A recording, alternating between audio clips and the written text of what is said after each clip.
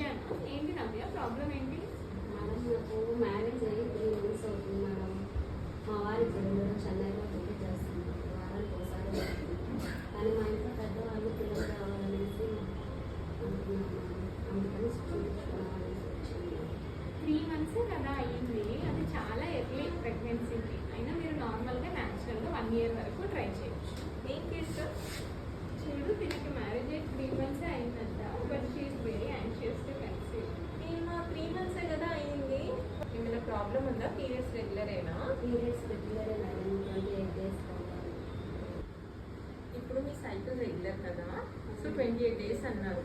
మీకు first periods ఏ రోజు వస్తాయో అది మీ ఫస్ట్ డే అనమాట. అప్పటి నుంచి క్యాలిక్యులేట్ చేయడం స్టార్ట్ చేయండి. మీకు ఫస్ట్ డే నుంచి 10th డే, ఆ 10th నుంచి 18th వరకు ఆల్టర్నేట్ కానీ ఒక 2 to 3 days కానీ రెగ్యులర్గా కలవడానికి ట్రై చేయండి. ఇలా చేస్తే మీకు న్యాచురల్గా ఛాన్సెస్ ఎక్కువ ఉంటాయి కన్సీవ్ అవ్వడానికి. ప్రెగ్నెన్సీ ఎలాగో ప్లాన్ చేస్తున్నారు కాబట్టి ఫోలిక్ యాసిడ్ ట్యాబ్లెట్స్ రాస్తాను. ఇవి డైలీ 1 tablet వాడండి. మీరు ప్రెగ్నెంట్ అయితే బేబీ డెవలప్మెంట్కి బాగా హెల్ప్ చేస్తుంది.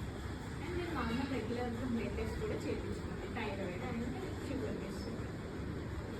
మీరు స్ట్రెస్ ఎక్కువ తీసుకోకుండా కొంచెం మంచిగా లైఫ్ స్టైల్ మెయింటైన్ చేయండి. బ్యాలెన్స్ డైట్ తీసుకోండి.